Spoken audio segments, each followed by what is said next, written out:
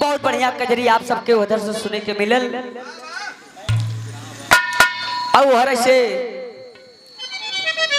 केहरो से सुने के मिली बाबू, एकदम सट के चली कि दोस्ती ऐसा होला बाबू। कहे दोस्ती में लोग कहले कि दोस्त वही कह जाला कि जौरे गिरी स्थिति पे वो अपन दोस्ती निभा दे। तब भैया हो कजरी के लाइन मास्टर तनी बजा के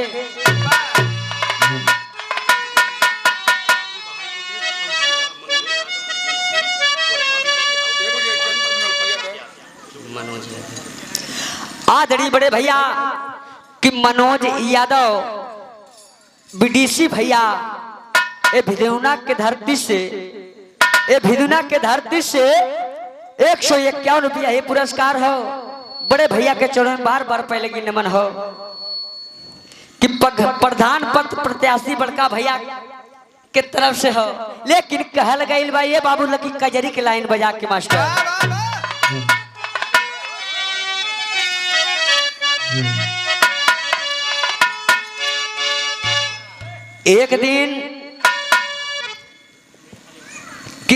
एक दिन के बात हो बड़का भैया गरीबी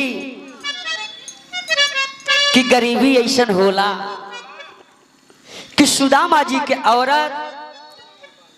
अपने पति से कहली यही कहलिन कि ये स्वामी कि एगो बात हमार मन तब तोहार दोस्त बचपन का दोस्त सुदामा के लगे चल जाता है, कन्हैया के लगे चल जाता है। सुदामा से कहली का कहली तनी बजा के मास्टर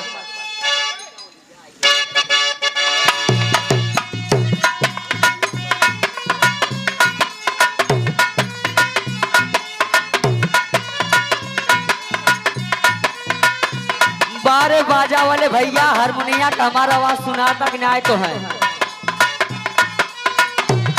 हमसे कौनो गलती भइल बा का भैया वो हर कितना बढ़िया बजल है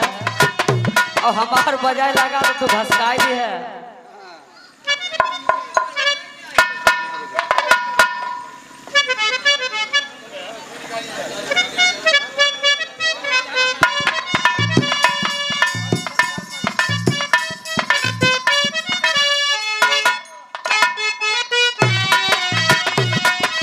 ये बहादुर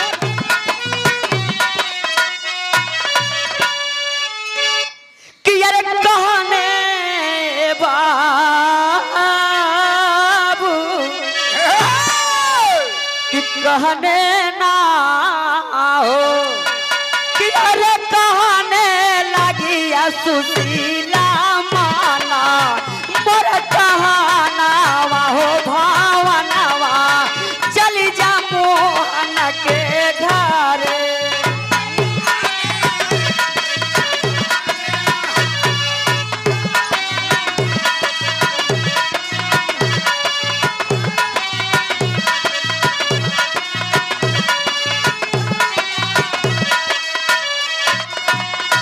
कहने नाये ललवा कहने नाये बिरवा कहने और कहने लगी सुशीला माना मोर कहनावा हो भावनावा चली जा मोहन के घर।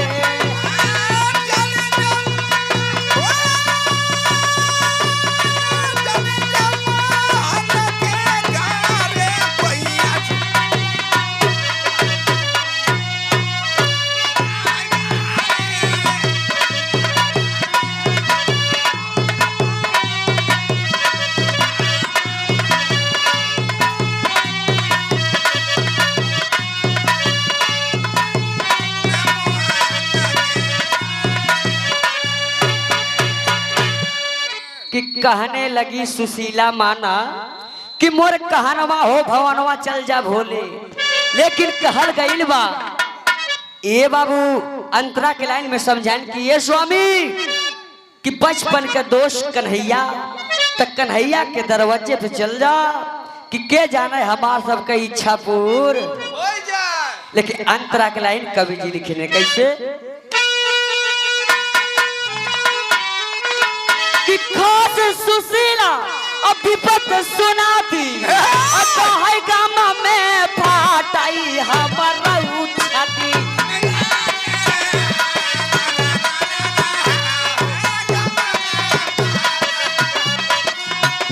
कहीं गाम में नाये ललवा गाम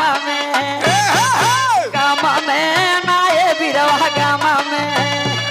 रे गाम में फाटाई हमारा छाती घोर कष्ट में केहू न साथी चली जा मोहना घरे कि चली जा मोहन घरे बताती। ए बाबू इतनी बात सुन के सुदामा अपने औरत का कहन ठीक हो जब तोहार इच्छा हो तो हम चल जाते बाही। और जब चलत हुए बाबूजी तो बतावल गए तेरी के लाइन कवि जी लिखे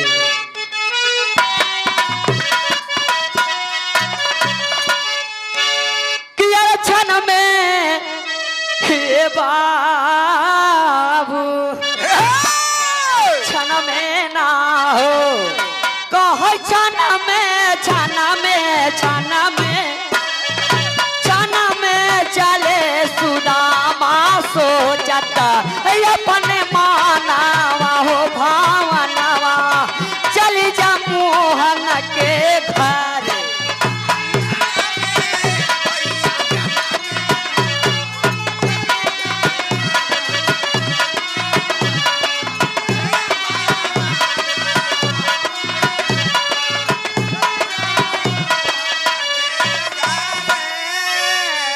आदरणीय हमारे बड़े भैया अखिलेश कुमार यादव ग्राम गुजगुजी के धरती से प्रधान पद के निवासी बड़का भैया की तरफ से 101 रुपया पुरस्कार भरे भाई चरण बार बार पहले की नमन हो आम जनता से आशीर्वाद करुआ कंछा हो लेकिन कहल गई बा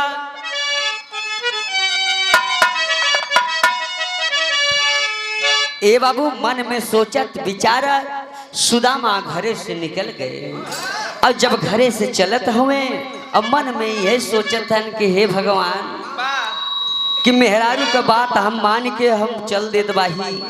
और उनके हम बचपन से जानी थे आज तक वो कुछ देहन लेहन नहीं जहाँ तक हेन हमारे धई खाए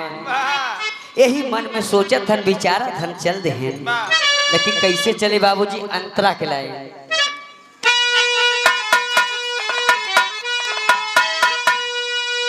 कि जियरा मन में सोचत जात और कहे झांकत मनावा खोबया कुलात हो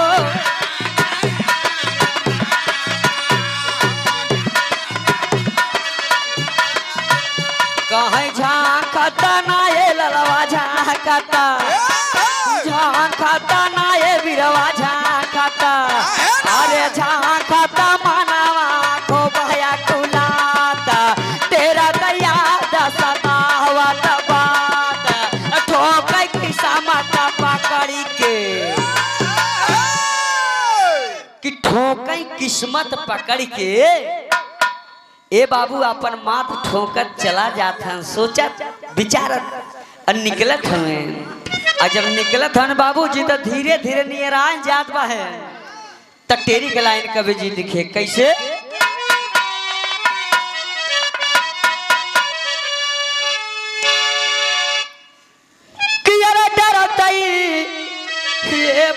बाबू कि डरतई ना हो कहो डरतई हो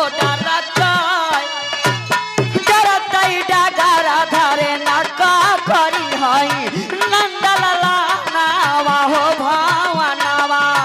चली जा मोहन के घर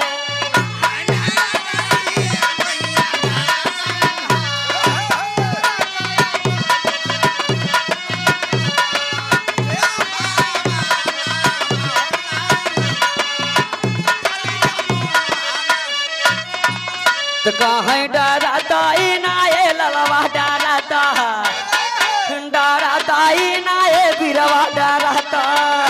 और डारा दाई डगारा धारे ना का करिहा नंदा लाला ना मारे भावना चली जा मोहन के घर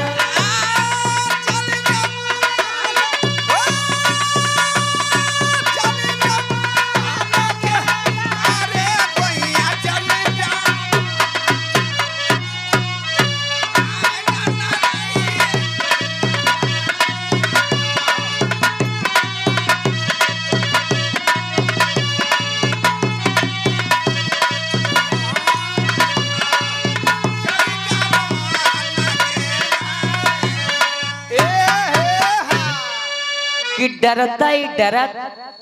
सुदामा चल रहे और सुदामा धीरे धीरे धीरे नियराई गए कि जब घरे नियराई जात हुए तो ओई समय पहरेदार अपन पहरा देत बाहे कि ढंग से द्वार पाल डिग जाई और ढंग से द्वार पाल डिग जाई अरे ताबक तो रहा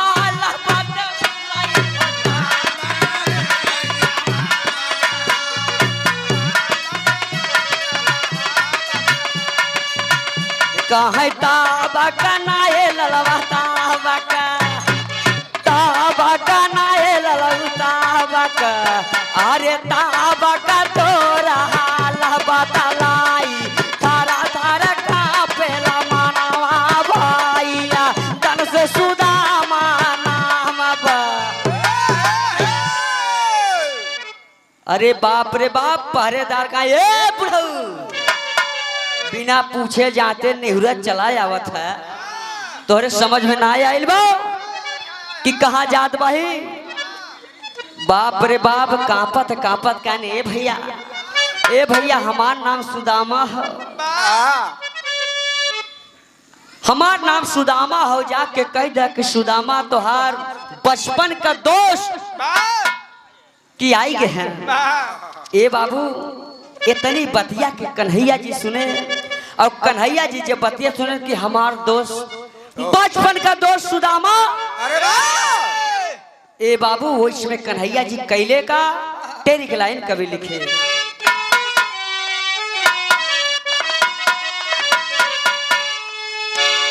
कि अरे धाए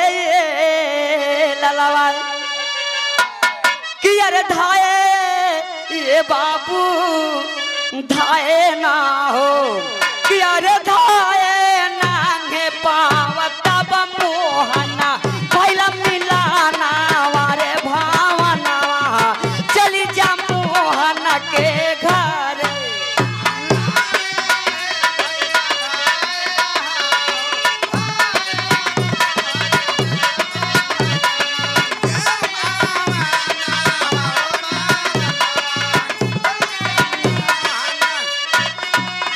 कहीं धाए नाए बिरवा धाए धाए नाए ललवा धाए अरे धाए नांगे पावा तब मोहन भैला मिलाना वारे भावना चली जा मोहन के घर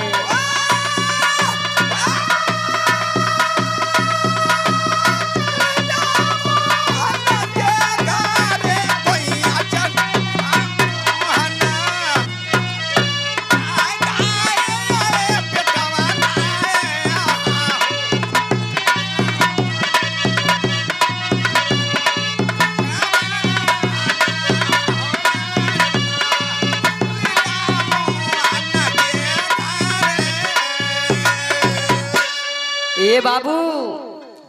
कि एकदम जान ले है कि नंगे पांव कृष्ण भगवान दौड़े और सुदामा से गरे लगा ले बारे भैया सुदामा के आंख में आंसू बाबूजी झर झर झर झर बरसत बा लेकिन वही समय ले जाकर के अपने उठा में ले जाके बैठा दे बाबूजी और जब बैठावत हुए तो वही समय बाबूजी कहत हुए अंतरा के लाइन तो निरखता कि पूछ रहे रघुराई तन्नीर खाता पूछ रहे रघुराई आया रे पाला पाला जाना कुंवारा कन्हई हो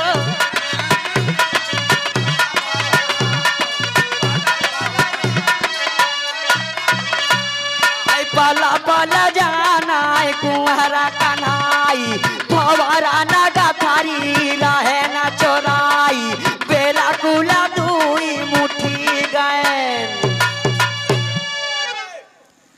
ए भैया यार सुदामा कहन की जात है हमें कुछ रस्तवा के कुछ खाई उपजा दे दा तो सुशीला बाबूजी वह चाउर के गठरी बांध के दई दिन लई के चल दे आ वही गठरी धीरे धीरे वो कन्हैया हिचत है और यार वो धीरे धीरे घसकाए जात हैं कि अब कुछ न देहन न लेहन हमारे खात हैं। हम कहे रहे कि बचपन का हमार दोस्तन हम जानी थे कितना देनदार हुए वो हमारे खहीद है लेकिन उसमें कन्हैया जी कहत हैं कि भैया ए भैया भैया यारे भैया ये भैया भैया अरे भौजी हमारी का दिहाली न खाया कदे भोजाना हमारे भावना चली जा मोहन के घर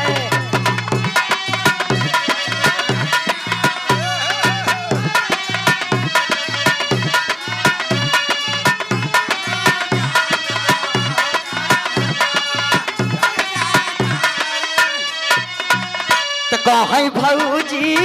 भैया भौजी अरे भौजी भैया भौजी अरे भौजी हमारी का दिहाली न खाया कदे भोजाना हमारे भावनावा चली जा मोहन के घर।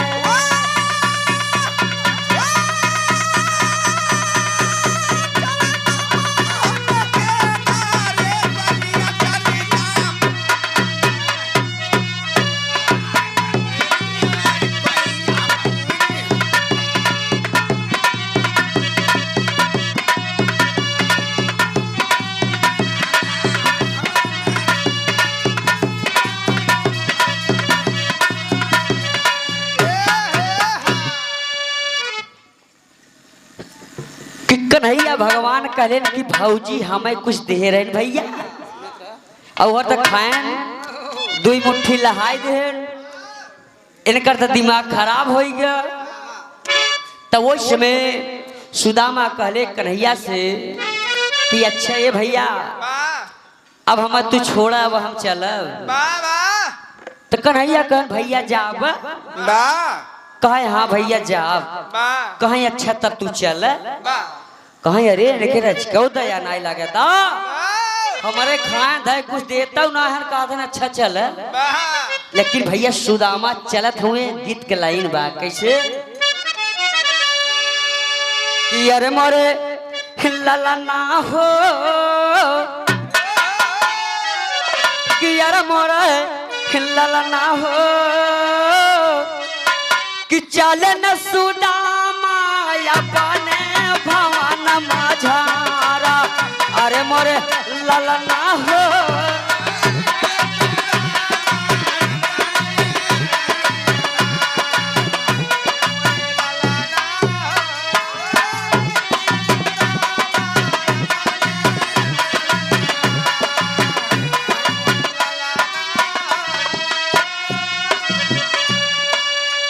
सोचत दिल में रहन सुदामा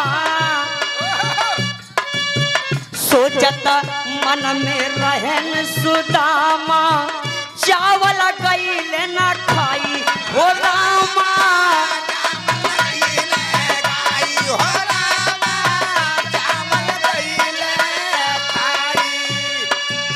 धरे धीरा नहीं मन के अंदरा हमें का दे है जादूराई की यारे मोरे लाला ना हो अरे ये हर सुदामा पूरी भाई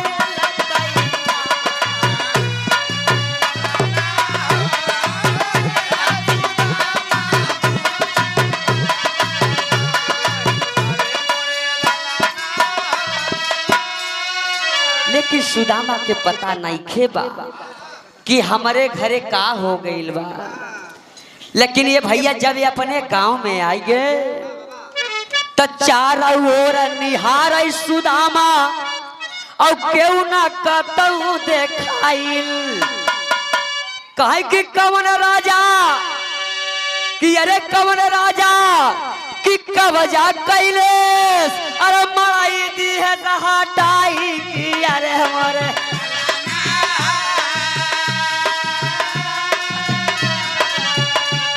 कि अरे मोरे लाला ना हो छुट्टी गा में हरा लड़का घर दुआरा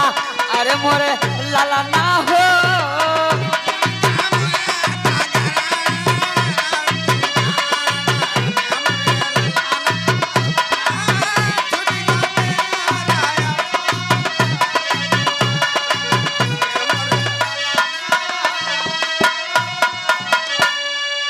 ए बाबू कहलेन कि हे भगवान अपने मेहरारू से हम कहत रहे अपने औरत से कहत रहे कि हम ना जाबो कुछ दे हुई लेकिन वो मानी ना कि देखा वो हर का तो हर गल हमारे जौन मड़ई कुरिया रही वो कनिक और राजा आई के कब्जा कैल है इतना महल बनवा दे हमार लड़का हमार औरत सब के कहां से कहां चल गई। अब होई तो का होई बाबू लेकिन भगवान का माया कहीं धूप कहीं पर छाया। लेकिन बाबूजी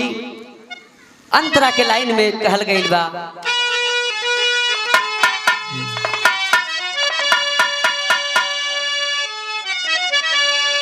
कि मन में सुदामा तब हरसाई कि मन में सुदामा तब हरसाई अरे ये हवर सुदामा पूरी बन जाई हो।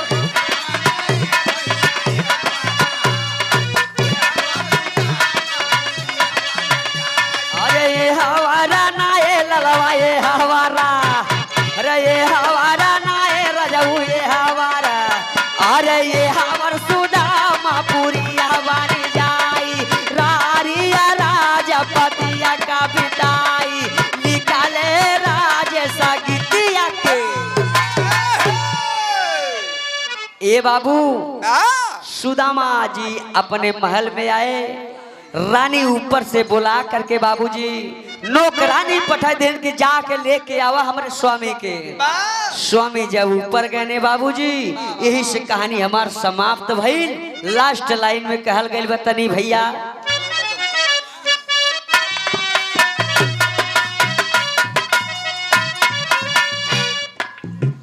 तो कहिवा